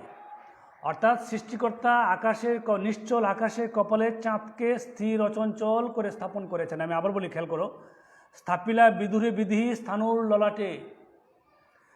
স্থাপিলা স্থাপন করলেন, বিদুরে চাঁদকে, বিধি সৃষ্টিকর্তা, স্থানুর হচ্ছে নিশ্চল আকাশের, ললাটে বলতে কপালে। অর্থাৎ সৃষ্টিকর্তা আকাশের কপালে চাঁদকে স্থির অচঞ্চল করে স্থাপন করেছেন। পরিকি ভূতলে শশী, শশী অর্থ চাঁদ, ভূতলে বলতে মাটির পৃথিবীতে, যান গড়াগড়ি ধুলাই, অর্থাৎ আকাশের চাঁদকে মাটির পৃথিবীতে নেমে এসে ধুলার সাথে গড়াগড়ি যায়, ধুলার সাথে খেলা করে না। অর্থাৎ মেঘনাদ এখানে তার চাচাকে শশী, বিধু, চাঁদের সাথে কি করেছেন? তুলনা করেছেন বিভীষণকে। আর ধুলার সাথে তুলনা করা হয়েছে কাকে? রামকে ধুলার সাথে তুলনা করা হয়েছে। আমি আবার বলি, স্থাপিলা বিদুরে বিধি স্থানুর ললাটে, অর্থাৎ সৃষ্টিকর্তা আকাশের কপালে চাঁদকে স্থির অচঞ্চল করে স্থাপন করেছেন। পরীক্ষি ভূতলে শশী যান গড়াগড়ি ধুলাই, আকাশের চাঁদকে মাটির পৃথিবীতে নেমে এসে ধুলার সাথে খেলা করে না। কিন্তু চাচা, আপনি আকাশের চাঁদের মতো মর্যাদা সম্পন্ন হয়ে আপনি মাটির ধুলার মতো নিকৃষ্ট অধম রামের সাথে আপনি কি করেছেন? হাত মিলিয়েছেন, রামের পক্ষ অবলম্বন করেছেন। এজন্য মেঘনাদ তার চাচার হৃদয়ে দেশপ্রেম জাগ্রত করার জন্য এই উপমাটা ব্যবহার করেছে যে স্থাপিলা বিদুরে বিধি স্থানুর ললাটে পরীক্ষি ভূতলে শশী যান গড়াগড়ি ধুলায়। হে রক্ষরথী, হে রক্ষরথী হচ্ছে সম্বোধনবাচক পদ। হে রক্ষরথী বলতে কাকে বোঝানো হয়েছে? বিভীষণকে বোঝানো হয়েছে। সম্বোধনবাচক পদের পরে কী বসে? কমা বসে। ভুলিলে কেমনে কে তুমি? হে চাচা বিভীষণ, তুমি তোমার আত্মপরিচয় কেমন করে ভুলে গেলে? এজন্য বলছে যে ভুলিলে কেমনে কে তুমি? তুমি কোন বংশে তোমার জন্ম? তুমি কেমন করে ভুলে গেলে? তোমার আত্মপরিচয় তুমি কেমন করে ভুলে গেলে? জনম তব কোন মহাকুলে? তোমার জন্ম তোমার জন্ম কোন শ্রেষ্ঠ বংশে? মহাকুল মানে শ্রেষ্ঠ বংশ। কোন শ্রেষ্ঠ বংশের জন্ম তুমি সেটা কেমন করে ভুলে গেলে? মহাকুল বলতে মহাকুল শব্দ নিচে দাগ দাও, দাগ দিয়ে মানে মার্ক করো, লেখো রক্ষ বংশ। অর্থাৎ মহাকুল বলতে কোন বংশকে বোঝানো হয়েছে? রক্ষ বংশ বোঝানো হয়েছে, কারণ রক্ষ বংশের জন্ম বলে এরা হচ্ছে রাক্ষস। কেবাসে অধম রাম, রাম তো অধম, চারাল, চণ্ডাল, তস্কর, নিকৃষ্ট। তুমি রামের সাথে হাত মিলিয়েছ কেমন করে? তারপর দেখো আমরা 2 নম্বর উপমা, স্বচ্ছ সরোবরে থেকে শৈবাল দলের ধাম পর্যন্ত। খেয়াল করো, স্বচ্ছ সরোবরে করেকেলি রাজহংস। স্বচ্ছ মানে কি? পরিষ্কার। সরোবর হচ্ছে দিঘি। সব দিঘিকে সরোবর বলে না। যে দিঘিতে সরুজ জন্মে, সরুজ শব্দের অর্থ হচ্ছে পদ্মফুল। যে দিঘিতে সরুজ জন্মে অর্থাৎ যে দিঘিতে পদ্মফুল জন্মে ওই দিঘিকে বলা হয় সরোবর। স্বচ্ছ সরোবরে করে কেলি, পানিতে খেলা করাকে বলা হয় কেলি। পানিতে খেলা করাকে বলা হয় কেলি। খেয়াল করো, স্বচ্ছ সরোবরে করে কেলি রাজহংস। রাজহংস মানে রাজহাঁস। পঙ্কজ কাননে, পঙ্কজ অর্থ হচ্ছে পদ্মফুল, কানন শব্দের অর্থ হচ্ছে বাগান। অর্থাৎ স্বচ্ছ সরোবরে করে কেলি রাজহংস পঙ্কজ কাননে, পরিষ্কার টলটলে প্রাণীর দিঘিতে পদ্মফুলের বাগানে রাজহাঁস খেলা করে। যাই কি সে কভু প্রভু, প্রভু বলতে এখানে সম্বোধন করা হয়েছে কাকে? বিভীষণকে। কে? মেঘনাদ বিভীষণকে প্রভু বলে সম্বোধন করেছেন। যাই কি সে কভু প্রভু পঙ্কিল সলিলে। পঙ্কিল শব্দের অর্থ হচ্ছে কাদাযুক্ত, ময়লাযুক্ত। সলিলে শব্দের অর্থ হচ্ছে পানিতে। অর্থাৎ রাজহাঁস কি কোনোদিন ময়লাযুক্ত পানিতে খেলা করে? শৈবাল দলের দাম, শৈবাল মানে হচ্ছে শ্যাওলা।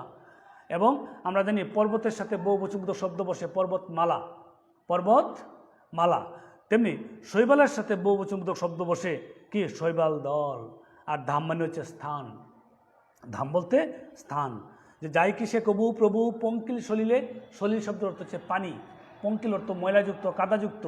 পঙ্কিল সলিলে হচ্ছে কাদাযুক্ত পানিতে শৈবাল দলের ধাম। আর যেখানে স্রোত নাই, কাদাযুক্ত পানি, সেখানেই কিন্তু অপরিষ্কার পানি, সেখানে কিন্তু কি জন্মে? শৈবাল জন্মে। সেখানে কিন্তু শ্যাওলা জন্মে। ধাম মানে হচ্ছে স্থান, আর দল হচ্ছে শৈবালের বহুবচনবোধক শব্দ। বলছে, আবার বলি দেখো, স্বচ্ছ সরোবরে করেকেলি রাজহংস পঙ্কজ কারণে, অর্থাৎ পদ্মফুলের বাগানে, পরিষ্কার টলটলে পানির দিঘিতে পদ্মফুলের বাগানে রাজহাঁস খেলা করে। যাই কি সে কভু প্রভু পঙ্কিল সলিলে শৈবাল দলের ধাম। অর্থাৎ রাজহাঁস কি কোনোদিন কাদাযুক্ত পানিতে শৈবাল বা শ্যাওলার সাথে খেলা করে না। কিন্তু চাচা, আপনি রাজহাঁসের মতো মর্যাদা সম্পূর্ণ হয়ে রামের মতো কাদার সাথে, আপনি শৈবালের সাথে, শ্যাওলার সাথে আপনি কি করছেন? আপনি হাত মিলিয়েছেন, বন্ধুত্ব করেছেন। এজন্য মেঘনাদ বলেছে যে স্বচ্ছ সরোবরে করেকেলি রাজহংস পঙ্কজ কারণে, যাই কি সে কভু প্রভু পঙ্কিল সলিলে শৈবাল দলের ধাম। অর্থাৎ পরিষ্কার টলটলে পানির দিঘিতে পদ্মফুলের বাগানে রাজহাঁস খেলা করে। সে কি ময়লাযুক্ত পানিতে, কাদাযুক্ত পানিতে শৈবাল বা শ্যাওলার সাথে খেলা করে না। কিন্তু চাচা, আপনি রাজহাঁসের মতো মর্যাদা সম্পূর্ণ হয়ে এই শৈবাল বা শ্যাওলার মতো এই রামের সাথে আপনি কি করেছেন? হাত মিলিয়েছেন, রামের পক্ষ অবলম্বন করেছেন।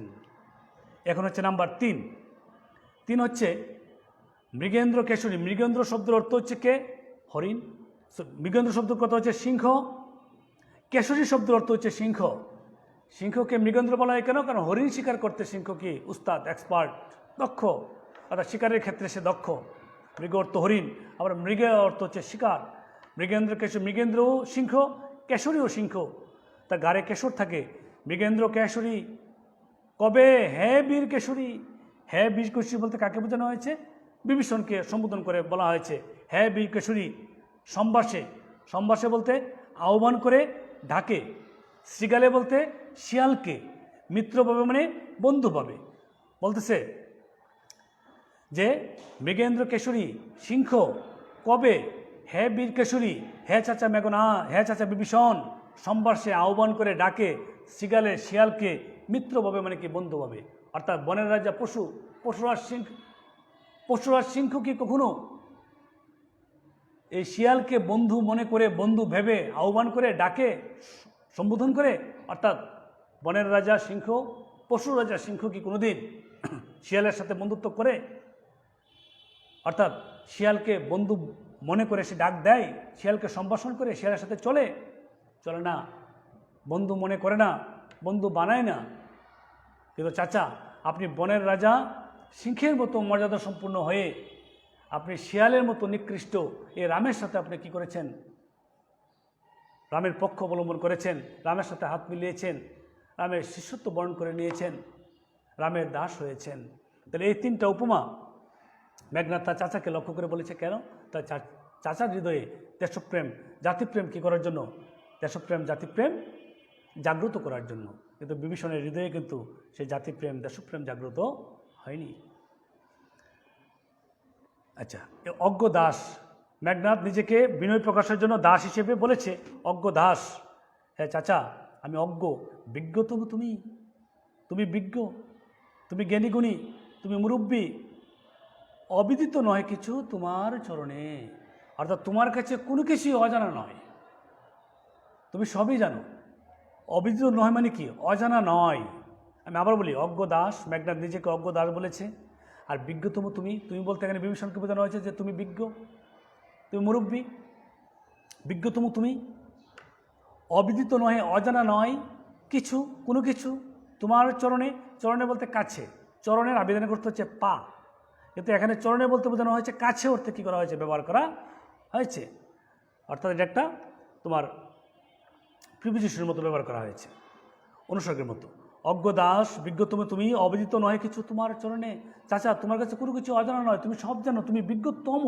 তম কিন্তু একদম সুপারলেটিভ ডিগ্রি। হ্যাঁ, বিজ্ঞতম মানে কি? সুপারলেটিভ ডিগ্রি, অর্থাৎ সবার চেয়ে বিজ্ঞ। আমি অজ্ঞ। তো মেঘনাথ তার চাচাকে কথা বললো কেন? যে অজ্ঞ দাস, বিজ্ঞতম তুমি, অবিদিত নয় কিছু তোমার চরণে। তোমার কাছে কোনো কিছু অজানা নয়। রাক্ষসরা সেরা নাকি রাঘবরা সেরা, এ কথা তুমি আমার চেয়ে ভালোভাবে জানো। তবু তোমাকে আমি তিনটা উপমার মাধ্যমে আমি বোঝাতে চেষ্টা করেছি রাক্ষসরা সেরা নাকি রাঘবরা সেরা। আমি অজ্ঞ, কিন্তু আমার চেয়ে তুমি আরও ভালো বুঝো, তুমি বিজ্ঞতম। অবিদিত নয় কিছু তোমার চরণে, তোমার কিছু কোনো কিছু তোমার কাছে অজানা নয়। রাক্ষসরা সেরা নাকি রাঘবরা সেরা, তুমি সব জানো। তবু তোমাকে আমি তিনটা উপমার মাধ্যমে বোঝাতে চেষ্টা করেছিলাম। ক্ষুদ্রমতি নর, ক্ষুদ্রমতি হচ্ছে নিকৃষ্ট মনের অধিকারী। নর বলতে কি? মানুষ। সুর অর্থ হচ্ছে যোদ্ধা, লক্ষণ। অর্থাৎ লক্ষণ হচ্ছে নিকৃষ্ট মনের অধিকারী, মানুষ, যোদ্ধা। নহিলে অস্ত্রহীন যুদ্ধে কি সে সম্মুখে সংগ্রামে? সংগ্রামে বলতে যুদ্ধে, সম্মুখে বলছে আহ্বান করে। হ্যাঁ, অস্ত্রহীন যুদ্ধে বলতে যোদ্ধাকে, যুদ্ধে হচ্ছে যোদ্ধাকে, অস্ত্রহীন হচ্ছে অস্ত্র ছাড়া। অর্থাৎ ক্ষুদ্রমতি নর, সুর লক্ষণ। লক্ষণ হচ্ছে নিকৃষ্ট মনের অধিকারী মানুষ, লক্ষণ হচ্ছে নিকৃষ্ট মনের অধিকারী যোদ্ধা। লক্ষণ যদি নিকৃষ্ট মনের অধিকারী যোদ্ধা এবং মানুষই না হবে, তাহলে সে কেমন করে অস্ত্রহীন যুদ্ধে, অস্ত্র ছাড়া যোদ্ধাকে, যুদ্ধে অর্থে যোদ্ধাকে কিসের সম্মুখে আহ্বান করে যুদ্ধে? অর্থাৎ লক্ষণ হচ্ছে নিকৃষ্ট মনের অধিকারী। আর নিকৃষ্ট মনের অধিকারী বলেই লক্ষণ নিরস্ত্র মেঘনাথকে সে কী করেছে? যুদ্ধ করার জন্য আহ্বান করেছে। পৃথিবীর সৃষ্টিলগ্ন থেকে বর্তমান সময় পর্যন্ত যুদ্ধের একটি অঘোষিত নিয়ম আছে। নিরস্ত্র কোনো যোদ্ধাকে কী করা যাবে না? যুদ্ধের জন্য আহ্বান করা যাবে না, তাকে হত্যা করা যাবে না। নিরস্ত্র যোদ্ধাকে আটক করা যাবে, বন্দী করা যাবে, কিন্তু তাকে হত্যা করা যাবে না। কিন্তু লক্ষণ যুদ্ধের সকল নিয়ম কানুনকে লঙ্ঘন করে নিরস্ত্র মেঘনাথকে সে যুদ্ধের জন্য আহ্বান করে এবং শেষ পর্যন্ত অস্ত্রহীন মেঘনাথকে সে হত্যা করে। এরকম একটা ঘটনা তোমরা মনে আগের ক্লাসগুলোতে পড়েছ যে সুরভ রুস্তম, এই রুস্তম তার ছেলে, পরে জেনেছি যে তার ছেলে যে সোরহাব, রুস্তম তার ছেলে সোরহাবকে কী করেছে? দ্বিতীয়বার সময় না দিয়ে, সোরহাব কিন্তু দ্বিতীয়বার সময় দিয়েছিল রুস্তমকে হত্যা করার সুযোগ ছিল, কিন্তু হত্যা করে নাই। দ্বিতীয়বার যুদ্ধের নিয়মকানুন মেনে দ্বিতীয়বার সময় দিয়েছিল, কিন্তু রুস্তম কিন্তু যখন সুরাবকে প্রথমবার পরাজিত করলো, সে কিন্তু দ্বিতীয়বার কি দেয় নাই, যুদ্ধের নিয়ম মেনে দ্বিতীয়বার সুযোগ দেয় নাই। সুরাব কিন্তু সুযোগ প্রার্থনা করেছে যে আমি কিন্তু আপনাকে দ্বিতীয়বার সুযোগ দিয়েছিলাম। তখন দ্বিতীয়বার সুযোগ না দিয়ে যুদ্ধের সকল নিয়মকানুনকে লঙ্ঘন করে রুস্তম কিন্তু সুরাবকে কী করেছে, হত্যা করেছে। তেমনি মেঘনাদও সেই রুস্তমের মতো লক্ষণও মেঘনাদকে, নিরস্ত্র মেঘনাদকে সে কী করেছে, যুদ্ধের জন্য আহ্বান করে এবং নিরস্ত্র যোদ্ধাকে সে কী করে, যুদ্ধের নিয়মকানুন লঙ্ঘন করে সে হত্যা করে। এজন্য বলছে যে ক্ষুদ্রবতী নর সুর লক্ষ্য নহিলে অস্ত্রহীন যুদ্ধে কি সে সম্মুখের সংগ্রামে, কহ মহারথী, কহ মানে বলো। মহারথী বলতে এখানে বিভীষণকে বোঝানো হয়েছে, কারণ বিভীষণ রথ হচ্ছে একটা বাহন, রথ পরিচালনা করে যুদ্ধ করার ক্ষেত্রে বিভীষণ ছিল সেরা, এজনকে বিভীষণকে বলা হয়েছে মহারথী। কহ মহারথী, একই মহারথী প্রথা। হ্যাঁ চাচা আপনি বলেন, মহারথী প্রথা হচ্ছে বড় বড় যোদ্ধাদের নিয়ম। চাচা আপনি বলেন, এটা কি বড় বড় যোদ্ধাদের নিয়ম, মহারথীদের প্রথা, যে নিরস্ত্র কোনো যোদ্ধাকে যুদ্ধের জন্য আহ্বান করা? নাহি শিশু লঙ্কাপুরে শুনি না হাসিবে একথা। লঙ্কাপুরে এমন কোনো শিশু সন্তান নাই যে একথা শুনে হাসবে না। কোন কথা শুনে হাসবে? নিরস্ত্র কোনো যোদ্ধাকে, সশস্ত্র কোনো যুদ্ধের জন্য আহ্বান করছে। বড়রা তো হাসবেই, তিরস্কার করবে লক্ষণকে, কিন্তু শিশুরা পর্যন্ত ব্যাপারটা জানে যে নিরস্ত্র কোনো যোদ্ধাকে, সশস্ত্র কোনো যোদ্ধা যুদ্ধের জন্য আহ্বান করতে পারে না, হত্যাও করতে পারে না। এজন্য মেঘনাদ বলছে তার চাচা বিভীষণকে, নাহি শিশু লঙ্কাপুরে শুনি না হাসিবে একথা। এবং মেঘনাদ আবার দ্বিতীয়বার তার চাচার কাছে প্রার্থনা করেছে, ছাড়ো পথ, চাচা আপনি পথ ছাড়েন, আসিব ফিরে এখনই আমি ফিরে আসব, দেখিব আজ আমি দেখে নেব কোন দেব বলে, কোন অলৌকিক ক্ষমতা বলে, কোন দৈব শক্তি বলে বিমুখে পরাজিত করে সমরে যুদ্ধে মুরে আমাকে সৌমিত্রীকে, লক্ষণকে সৌমিত্রী বলা হয়েছে কারণ একটু আগে বলেছি লক্ষণের মায়ের নাম হচ্ছে সুমিত্রা, এজন্য লক্ষণকে বলা হয় সৌমিত্রী, কুমতি, নিকৃষ্ট মনে। চাচা আপনি পথ ছাড়েন, আমি এখনই অস্ত্রাগারে গিয়ে চলে আসবো, বেশি সময় লাগবে না, আমি আজকে দেখে নেব কোন দেব বলে, কোন অলৌকিক ক্ষমতা বলে, কোন দৈব শক্তি বলে, কোন ঐশী শক্তি বলে লক্ষণ, সুমিত্রার ছেলে লক্ষণ, নিকৃষ্ট মনের লক্ষণ বিমুখে পরাজিত করে সমরে যুদ্ধে মুরে আমাকে সে পরাজিত করে। দেবদৈত্য নররণে সচক্ষে দেখেছ রক্ষশ্রেষ্ঠ। রক্ষশ্রেষ্ঠ বলতে এখানে বিভীষণকে বোঝানো হয়েছে, আর প্রথম পৃষ্ঠা রক্ষশ্রেষ্ঠ বলতে বোঝানো হয়েছিল রাক্ষস রাবণকে, আর এখানে রক্ষশ্রেষ্ঠ বলতে বোঝানো হয়েছে বিভীষণকে। খেয়াল করো, এটা দাগ দাও, এখানে রক্ষশ্রেষ্ঠ বিভীষণ। যে দেবদৈত্য নররণে অর্থাৎ স্বচক্ষে নিজের চক্ষে দেখেছ রক্ষশ্রেষ্ঠ বিভীষণ, অর্থাৎ চাচা বিভীষণ আপনি নিজের চক্ষে দেখেছেন দেবতারাও আমার সাথে যুদ্ধ করে পারে নাই, দৈত্যরাও আমার সাথে যুদ্ধ করে পারে নাই, নর মানুষও আমার সাথে যুদ্ধ করে পারে নাই। পরাক্রম দাসে, পরাক্রম মানে বীরত্ব, দাসে বলতে মেঘনাদ নিজেকে বলছে যে আমার বীরত্ব, আমার শক্তি, সাহস, বীরত্ব, কৌশল, শৌর্য, বীর্য আপনি নিজের চোখে দেখেছেন, আমার সাথে কেউ যুদ্ধ করে পারে না, আমি ইন্দ্রজিৎ বা শুভ বিজয়ী।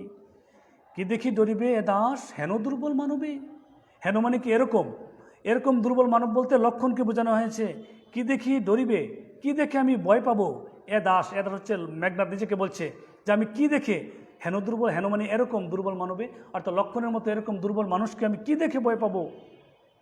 নিকুম্বিলা যজ্ঞাগারে প্রগলবে পশিল দম্বি।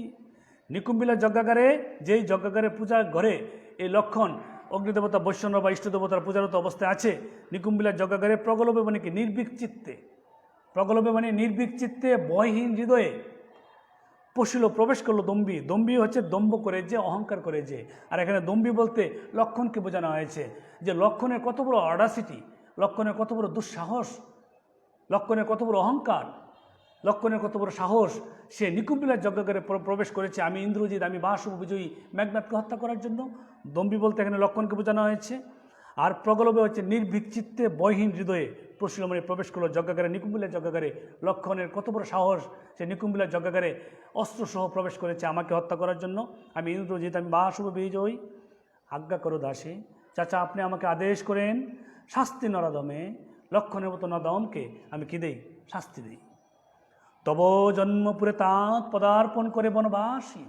হে চাচা, তব মানে তোমার জন্মপুরে, তোমার জন্মভূমিতে নিকুম্বিলার যজ্ঞাগারে শুধু তাই নয়, লঙ্কাপুরীতে তাঁত চাচা পদার্পণ করে, প্রবেশ করে, ঘোরাফেরা করে, চলাফেরা করে অবস্থান করছে বনবাসী। বনবাসী বলতে এখানে লক্ষণকে বোঝানো হয়েছে। লক্ষণের মতো বনবাসী এই লঙ্কাপুরীতে সে শুধু তাই নয়, নিকুম্বিলার যজ্ঞাগারে সে কী করেছে, প্রবেশ করেছে। হ্যাঁ বিদাত, হ্যাঁ বিদাত বলতে বোঝানো হয়েছে কাকে? বিভীষণকে। সম্বোধনবাচক পদ এখানে বিভীষণকে বলছে হ্যাঁ বিদাত। নন্দন কাননে ভ্রমে দুরাচার দত্ত। নন্দন কানন হচ্ছে স্বর্গের বাগান।